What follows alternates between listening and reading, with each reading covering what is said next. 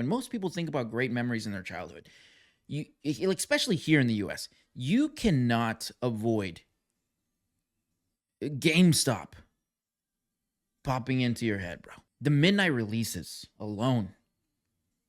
A new game coming out. Midnight releases, line out the door. Right? Going in, pre-ordering your game. Come out, shoot the shit with people. Going home immediately. Loading up that disc. And I'm thinking specifically of like Call of Duty Modern Warfare 2. Dude, do you remember that? Do you remember going midnight releases, dude? They were an event at GameStop. I mean, GameStop was the place to go. Like if you're at a mall, at a shopping center, you see a GameStop, you're going in. You knew that you were gonna get ripped off.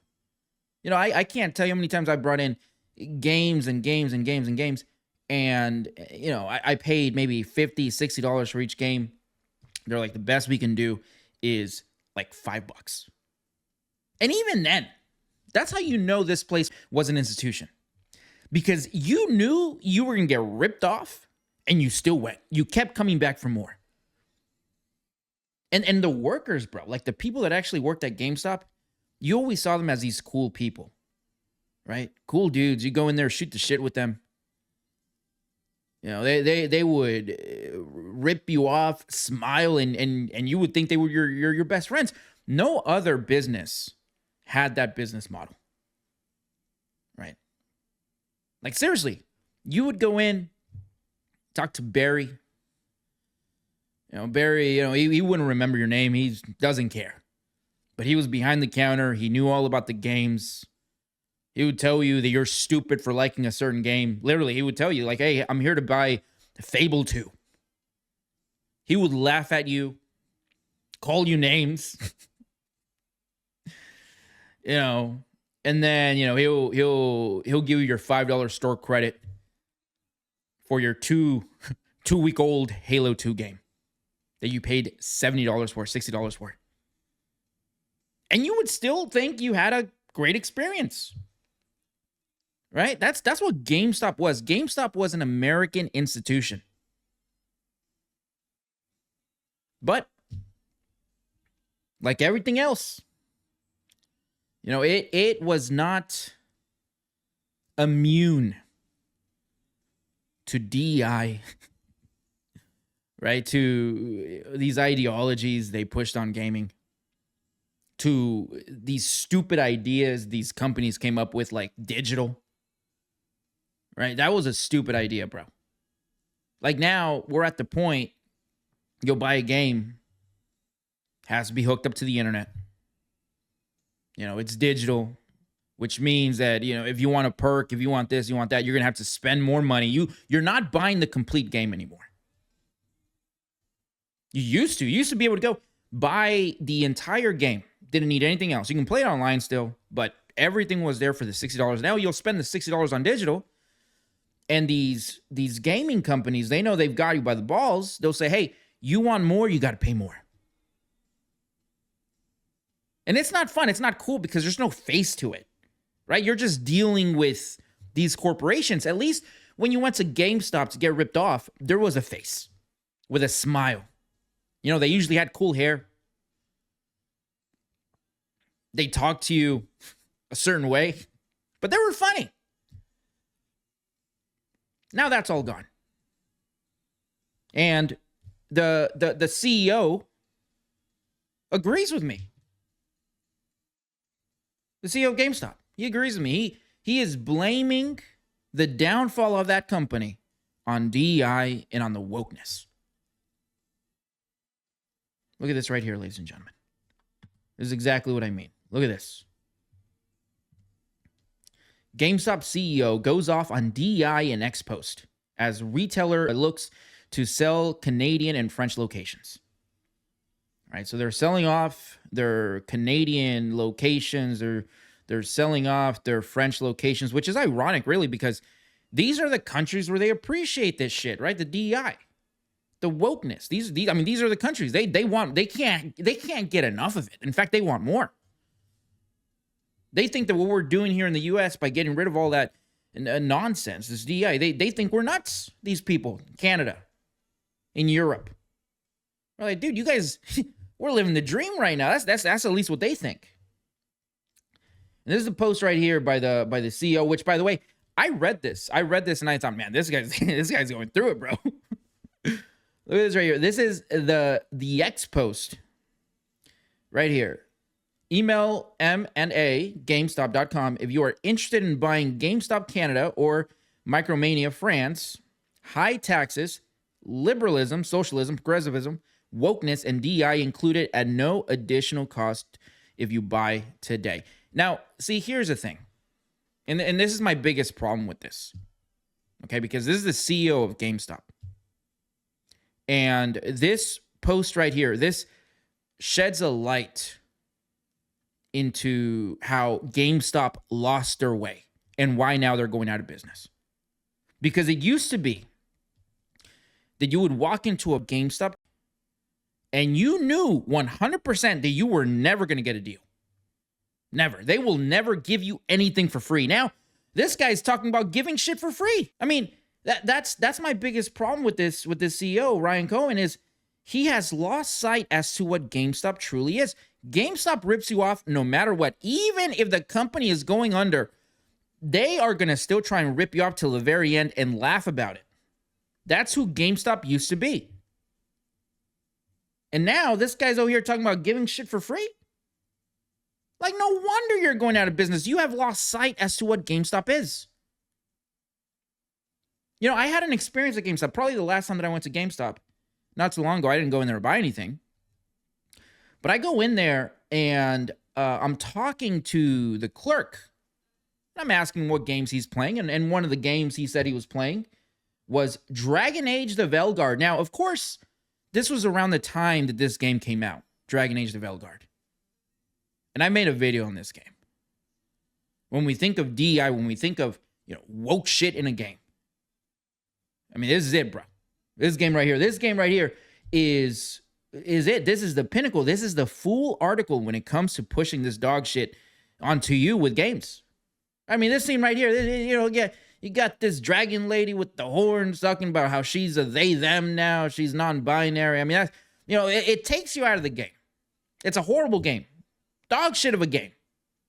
Yet this employee at this GameStop that I was talking to, he was trying to sell this game with a straight face. And at first I was a little pissed off, but I appreciated his dedication to the true GameStop culture, which is you always try and rip off the customer no matter what. And that's exactly what he was trying to do. He was trying to rip me off by trying to get me to buy this dog shit game. And my first instinct was to argue with this guy.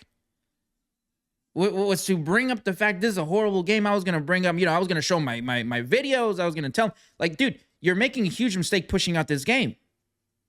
Right? It's not what the people want. In fact, this game, I think it's responsible for that country, that company going under. I think they fired the director of the game. They fired it's a horrible game. But I appreciated the fact that this GameStop employee was still trying to sell me the dog shit at full price. It brought a smile to my face. I walked out of there buzzing. I'm like, dude, I think GameStop is back. They're still trying to rip you off, these people. Made me happy. Made me have hope for the company. But now I'm seeing this right here. The CEO over here trying to give shit away, trying to give away socialism and liberalism, progressivism and wokeness, along with the locations, bro. Yeah, that just doesn't sit well with me at all. Now, of course, I know what he means by this. I suspect that what he means by this is that GameStop is going under because there's too much DEI and wokeness in games, and people are just not playing games anymore. The whole digital thing, which was a huge mistake. People, why go to a GameStop when you can just turn on your Xbox and purchase the game digitally. You know, even though you're gonna get ripped off more so, I think, buying a game digitally than you would with buying the disc. You know, that it's walking away from what GameStop was, which was a store where you went to go get ripped off, but at the very least, maybe, just maybe, you made friends with the clerks. Probably not. They didn't like you. They talked shit about you. The second you left, they would call you a dumbass. They would call you this. They would call you this. But that's who these people were. That's why you would go to GameStop. You would go to GameStop to shoot the shit with these people. You would go there to buy a used PS2, PS3, whatever it was back in the day. You know, used. They would only take off $10. They didn't even have the decency to put it in a box for you. It would be in a plastic bag, the controllers with a rubber band around them. You know, and then you would maybe trade in a brand new console. You know, you just paid $300 for this brand new console. They're like, hey, the best we can do is $60. And you would take it too. You would take it. Games. Same thing. Go in there, buy a $60 game, whatever it was. Didn't like it. Hey, let me go trade it in. And they said the best we can do is $2.99. And you would take it every single time. You would say, hey, maybe if I, get all my games together, right? This one's 60, this was 70, whatever it was, 10 games. You spend maybe $700 on all these games, and you would go there, trade them all in, and the best you would do is get $40. And you would put that towards a new game. I mean, they used to rip you off like there's no mañana at GameStop. And we loved it. We truly did. But you see, there was like a sweet spot when it came to GameStop.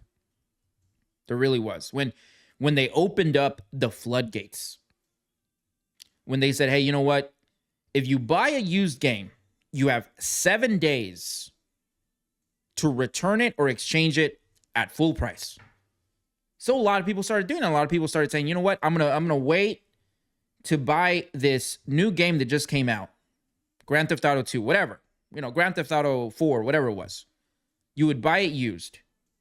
Play it. Beat it.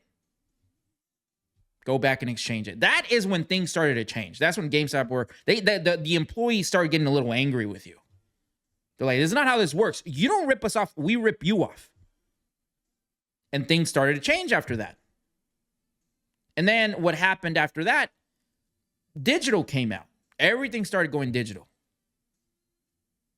And then, they had the cards. You can go in there, you can buy the card and just download the game. But why the hell would you do that? Why would you go drive somewhere, buy the card, when you can just get online and buy it yourself? They didn't evolve. GameStop did not evolve. They needed to. They needed to do something. And they tried. I think they started selling cell phones or something. I think they were trying to do the PC thing. But they lost sight of what made them special, which was the very rude, arrogant employees. That they will do anything to rip you off.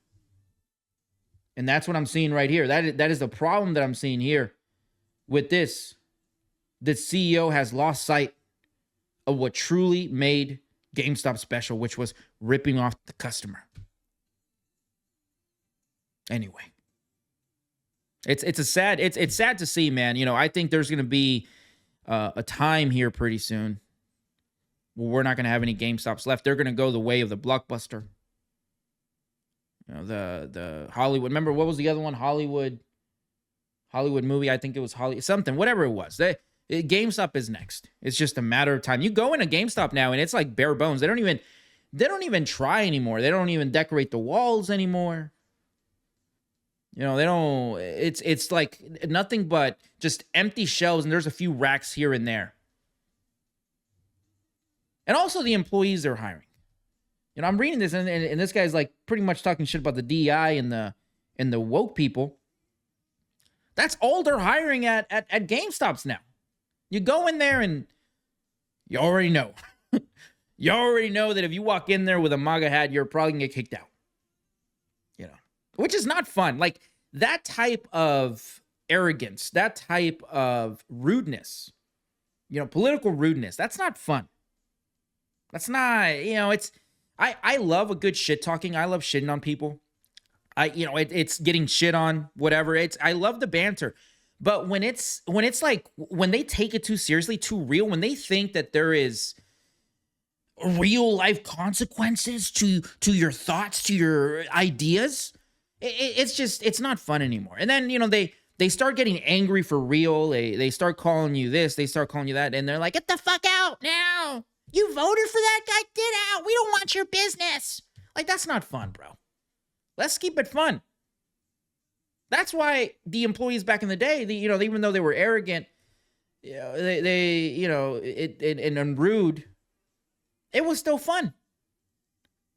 You kept coming back for more. Anyway, you guys let me know what you think down in the comments. And like always, don't forget to subscribe. Sensational.